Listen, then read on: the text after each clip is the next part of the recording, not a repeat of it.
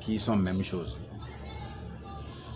Les chrétiens pensent qu'ils sont différents des musulmans, les musulmans pensent qu'ils sont différents des chrétiens, mais ces deux religions sont structurées de la même manière.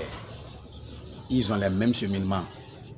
D'abord, ce n'est pas un secret. Si le Coran, une grande partie du Coran est Ancien Testament, ça c'est pas caché, tout le monde connaît ça. Donc, l'islam et le christianisme, c'est deux religions qui sont structurées de la même manière. Écoutez un peu ce que je vais dire. Le christianisme, comme c'est lui qui est arrivé avant l'islam, le christianisme, pour s'instaurer, il a essayé de mystifier la naissance de Jésus. Il a essayé de rendre plus mystique la naissance de Jésus, comme quoi Jésus n'a pas de père.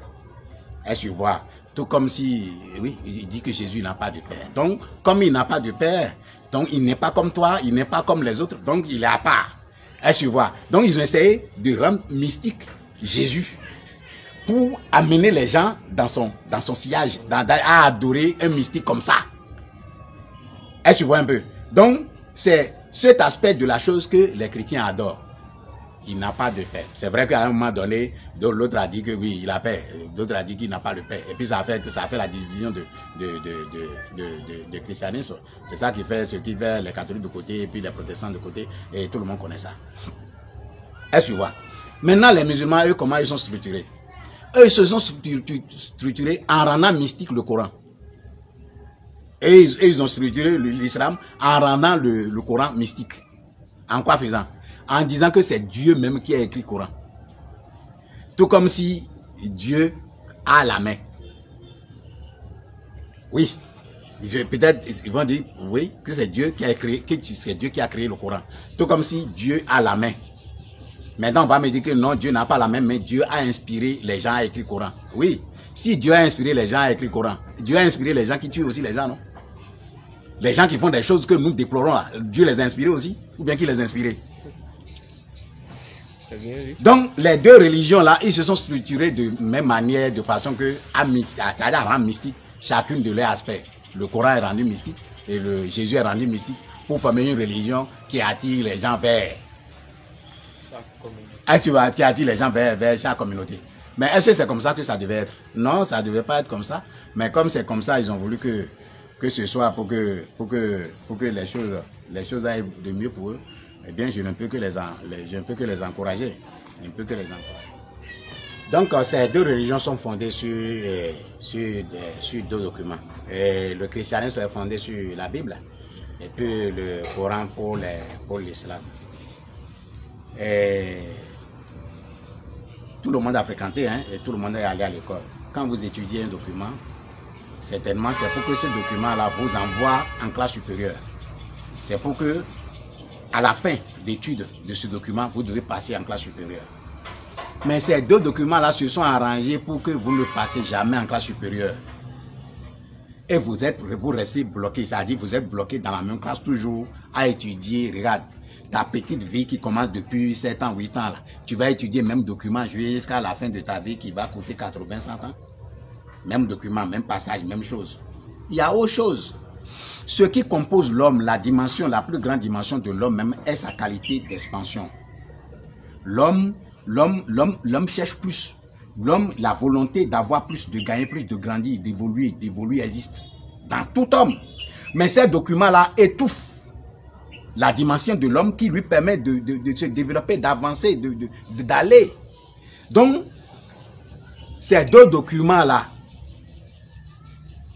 ne peuvent pas permettre à un humain d'évoluer spirituellement.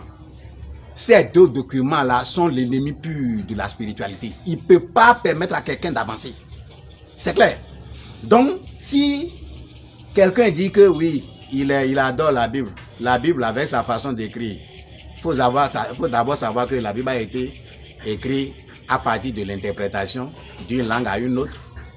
Et langue dans laquelle l'interprétation est faite pour nous maintenant, c'est une langue qui n'a pas existé pendant que les faits se passaient.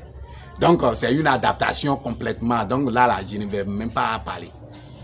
Pour le Coran, bon, ça c'est encore mieux parce que là, il y a un maître derrière, qui est Mohammed, qui est derrière. Lui, c'est un maître.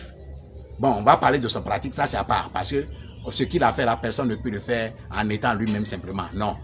Il a toujours une pratique qui lui permet de s'expanser, c'est-à-dire de devenir plus grand, de voir plus que les autres. Est-ce que vous voyez un peu? Donc, derrière le Coran, il y a Mohammed, qui, lui, sous son égide, le Coran a eu lieu. En termes de qualité de document, Bible, Coran, bon, chacun peut facilement tirer ses conclusions. Je n'ai pas grand-chose à dire là-dedans. Donc, ce que je veux montrer aux gens, c'est de dire que la Bible, comme le Coran, empêche l'évolution spirituelle de l'humain. Noé a pu sauver les gens. Marie a pu conçu Jésus. Moïse a eu les 10 commandements. Tous ces 3 personnes ne l'ont pas eu parce qu'ils sont adeptes d'une religion. Ils l'ont eu parce que ils ont eu par eux-mêmes, pas le travail que eux-mêmes ils ont fait sur eux. Et c'est ce travail-là que j'invite tous les humains à faire. Faites ce travail qui vous permet vous-même d'avoir une dimension qui vous permet de voir les choses au-delà de votre physique. Ce n'est que par votre capacité à voir les choses au-delà de votre physique qui vous rend différent des autres. Est-ce que vous voyez un peu?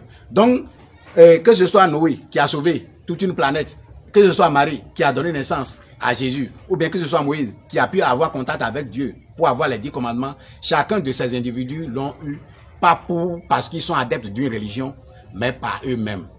Et les preuves sont là, depuis eux là, et que les religions sont venues là. Est-ce que les religions ont permis à quelqu'un de faire quelque chose comme eux? Chacun tire ses conclusions. Donc je dis simplement que ces 2 religions-là étouffent la dimension spirituelle des humains.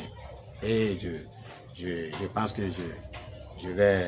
Là d'abord c'est bon. On va s'arrêter là en attendant de continuer éventuellement.